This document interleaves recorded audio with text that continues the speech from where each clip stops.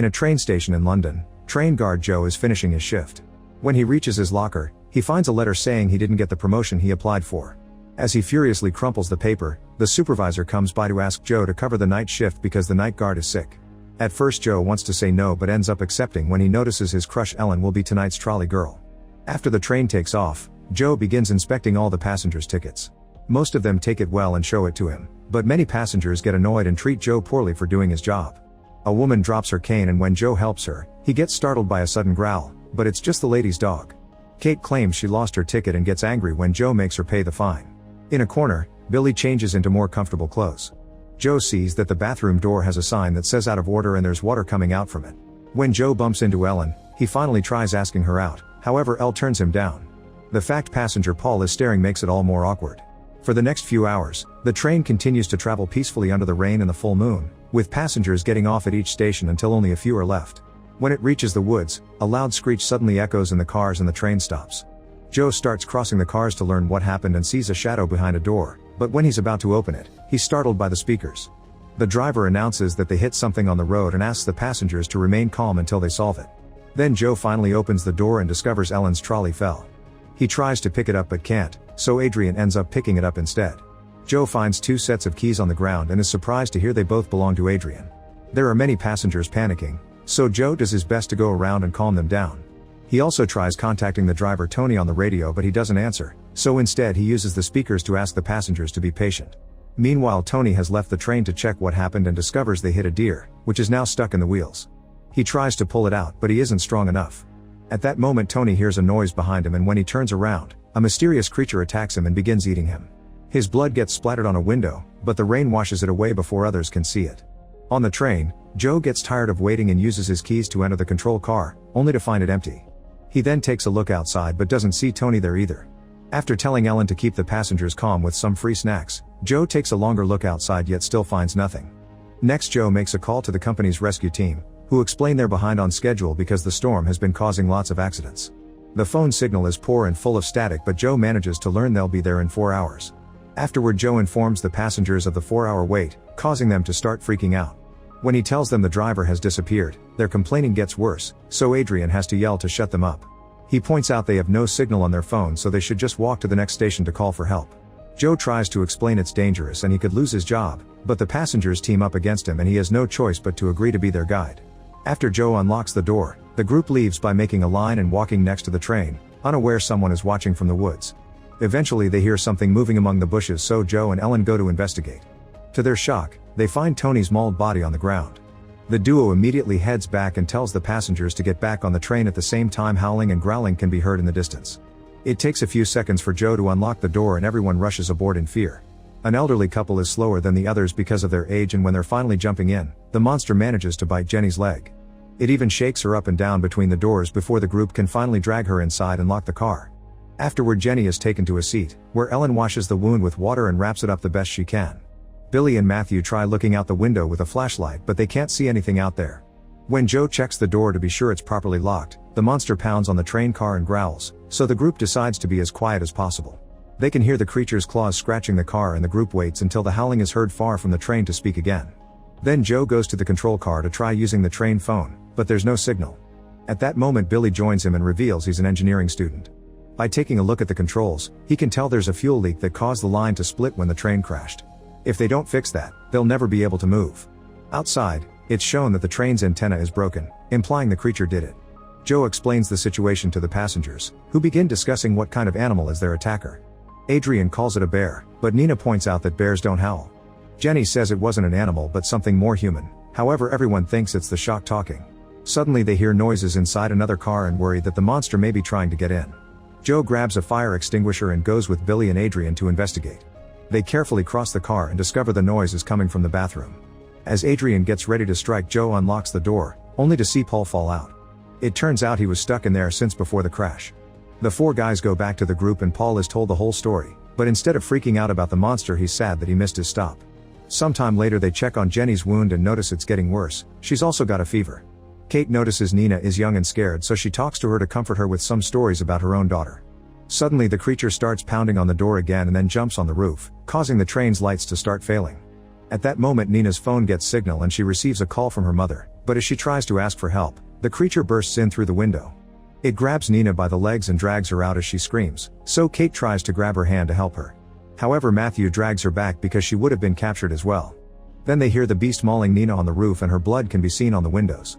Terrified, the group rushes to hide in another car and Kate freaks out because nobody wanted to save Nina. An argument ensues until Jenny's husband Ged yells to make everyone shut up and reminds them they must work together to survive. The train has a box of tools, so the passengers start working on barricading every entry point of the car with pieces from the train itself like the seats. Time passes and everyone gets more depressed by the minute. Jenny and Kate realize they didn't know Nina's name and Jenny admits she was never able to have children even though she wanted to.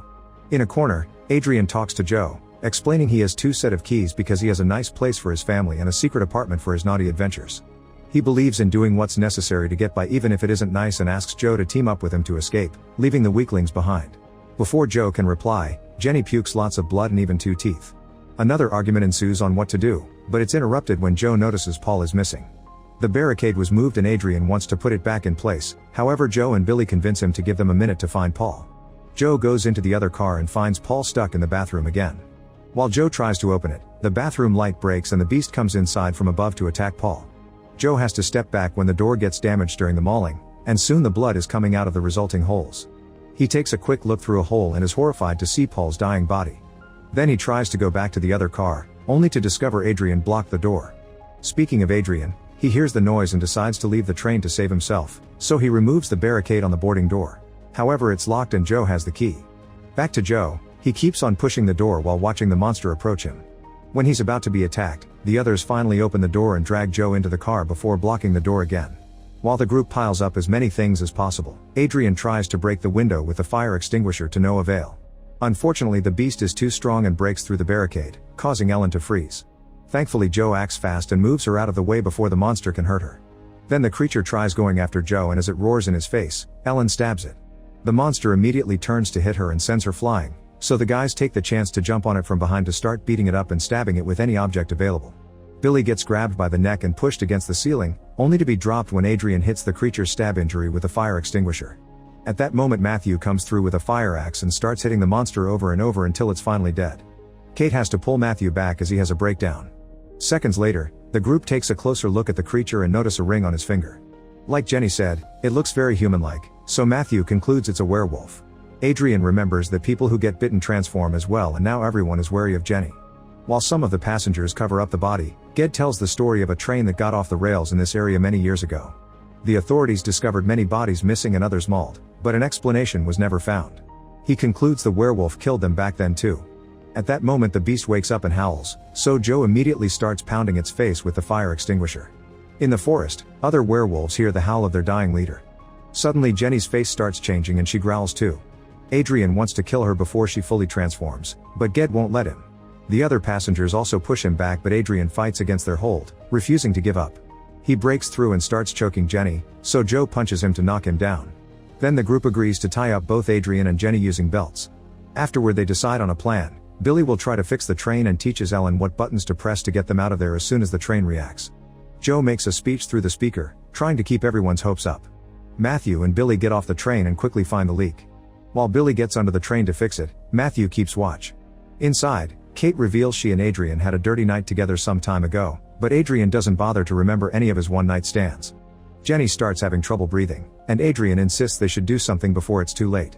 At that moment Matthew hears a noise in the forest and goes to investigate, leaving Billy without light.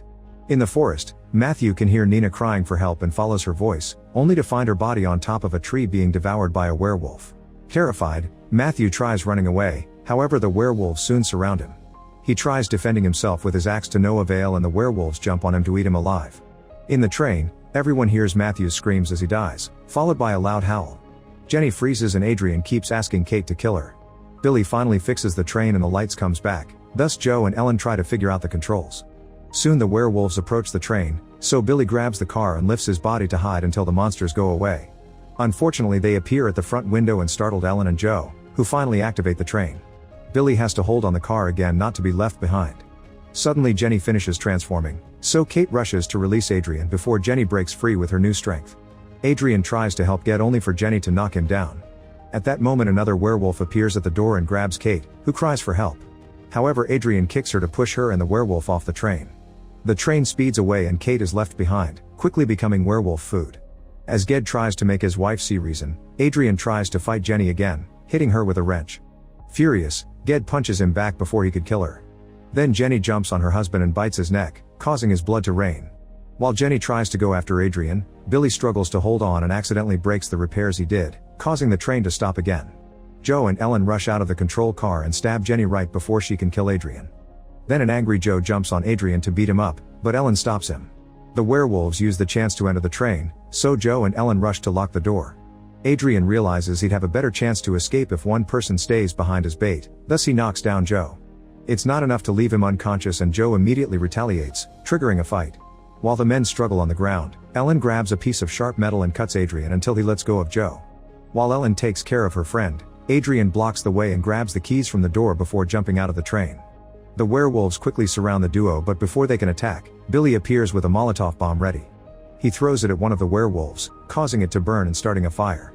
Then he lights up a torch and scares the other monsters into stepping back into the other car while giving Joe and Ellen a crowbar. This allows the duo to force the door open and jump out of the train while Billy gets captured and killed too. As Ellen and Joe run through the forest, they can hear the werewolves coming after them. Deciding it's too late, Joe kisses Ellen before telling her to go because he'll stay behind as a distraction. Crying, Ellen finds a path to run away while Joe starts fighting the werewolves with a piece of metal, managing to stab one of them. No matter how hard he fights though, the werewolves overpower him and he ends up getting bitten. Moments later, Ellen makes it to the next train station with Joe's name tag in hand. Meanwhile, Adrian continues to run through and find some clothes in the ground. The werewolves suddenly surround him and a newly transformed Joe jumps to attack. Make sure to subscribe and turn on notifications so you can watch more videos like this. Thanks for watching.